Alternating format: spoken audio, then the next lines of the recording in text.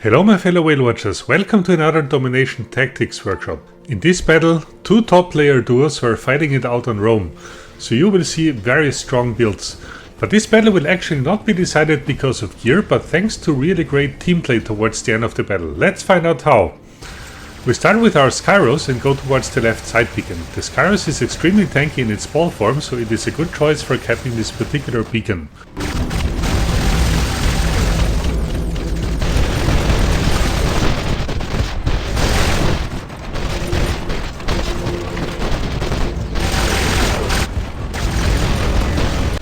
Got it. And now I make a mistake. I didn't realize that this harpy is falling down right at the beacon. Not sure why, because it fell down right in front of my nose. So this is actually a great example of situational blindness that I explained in one of my other recent videos. It would have been better to wait out the stealth and then take out the harpy, but instead I go for center because I was too focused on the Orochi there. This could have been a costly mistake for my team, but luckily the harpy was taken out eventually and the beacon never turned red. Also here in center, admittedly I could have played better. Sometimes you see your own footage and you think, why the hell did I do that? But anyways, analyzing your own gameplay makes you a better player in long terms, so embrace your mistakes and simply make it better next time. So I decide to bring my Cramola Capri and provide some mid-range damage support to my team. My main focus is this Siren of the red top layer. I basically need to bring it down before it takes half of my team out. So first the Aegis shield needs to go.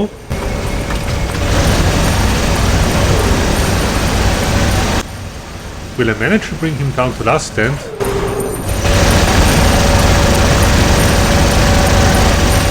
Nope, he flies up and I need to hurry up to find cover before I die. Then I wait until he lands and try to trigger his last stand without orbital strike.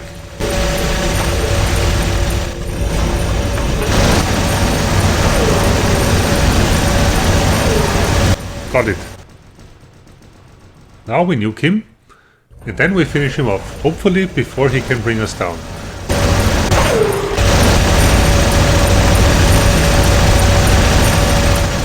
Yes, it was just enough. Optimized Sirens are one of the hardest things to kill because they have extremely high DPS, and they can take you out from afar with multiple layers of safety, but not this time. So since we are still alive, we can switch to the other side and begin to grind this Fenrir down, charging our nuclear amplifier. Also this is an optimized one, so this will take a couple of minutes if we don't get team support.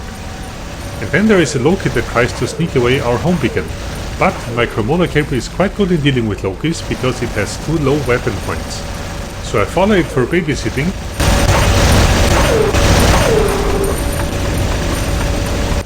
Then he opens up for no reason really.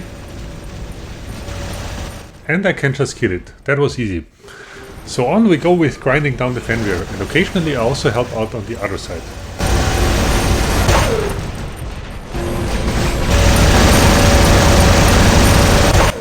Here, behind the Colosseum, is a very good spot for support damage dealers with HMGs. You cannot be targeted easily with direct fire, and you can bend in your bullets quite effectively to support your team on each side. And finally, we bring the Fenrir down. That was some piece of work. Luckily, he got destroyed before he could turn the beacon, so I can cap it.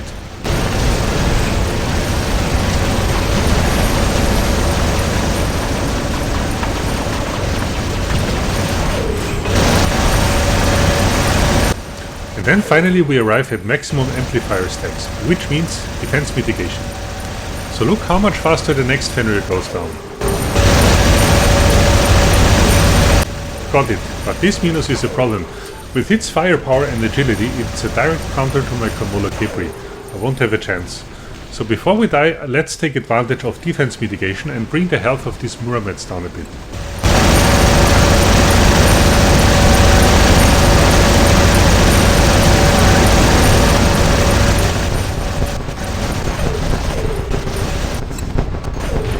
So that was not a bad run. Next I bring my own Titan, the Dazzler Lantern Luchador. We play against very strong opponents, so I need to be quite careful and stay at some 500 to 600 meter range. Otherwise I will be taken out very quickly. So for now I will put myself in a good tactical spot and support my team by blinding our opponents and shoot out chunks of their health. Eventually I want to get rid of the Minos on the left hand side here, but I need to wait for team support. I must be very careful that I'm not toasted by the Muramets Titans.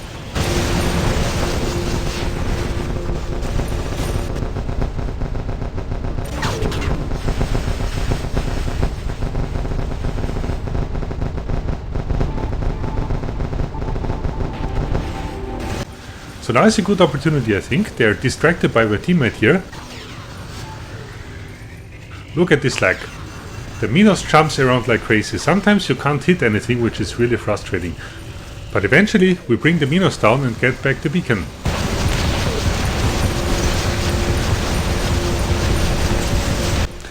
I keep playing conservatively here. My next target is the Muramets that hopefully won't land behind cover.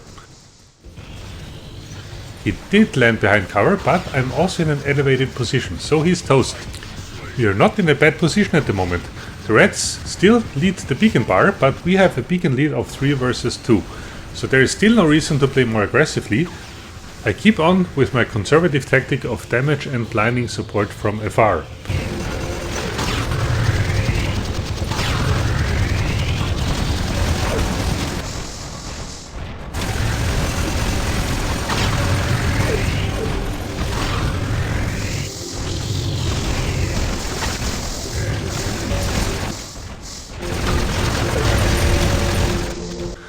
Then I see this Prisma Erebus sniper here. Let's see if we can take him down.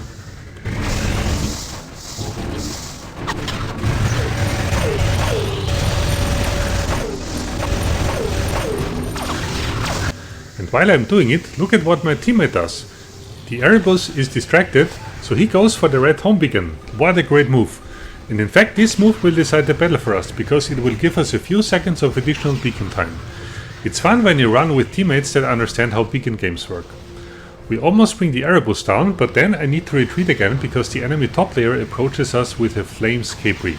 That's a bit of a problem because we don't have high enough DPS to deal with it. So we jump back where we came from and support our team against these Revenants here.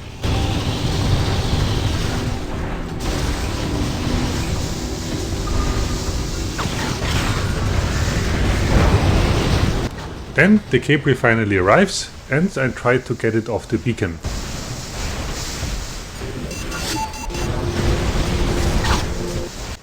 Okay, he didn't fly away as much as I've hoped for, so how long can we survive this?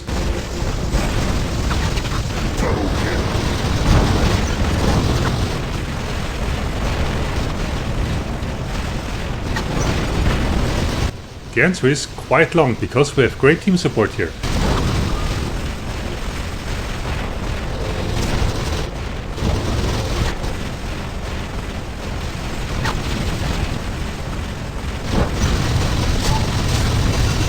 Also the Revenant joins the party here. Let's see if we can make him fly a bit further.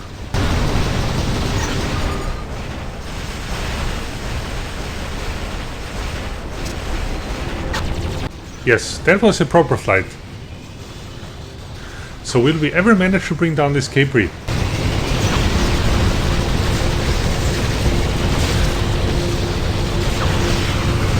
Finally, that was some piece of work. Then look at this, I try to indicate to my teammates that they should go for the red beacon here, because this may seal our victory, and they indeed go for it.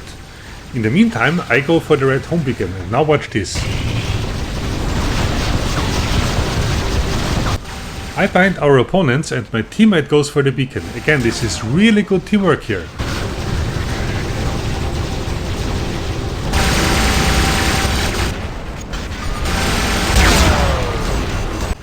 As my final robot, I decide to bring my shell because it's the most versatile option.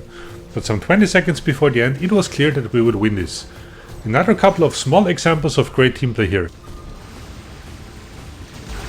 I shield the Orochi against the Ravana with my physical shields, and then I realized that the Orochi goes for the left hand beacon, no reason to go there too, so I go directly to center and was confident that I would get it and compensate for the fact that the Ravana from before may get our home beacon. But at this point we have already won. So that was a great example on how team play with good randoms that know how to play could decide a close battle. This made a small difference between winning and losing here. We focused on the win and outplayed the red team. So even the whale duo that did more than 18 million damage could not prevent this. So I hope that you liked this Domination Tactics Workshop outlining team play with randoms. Thanks a lot for watching and see you on my channel.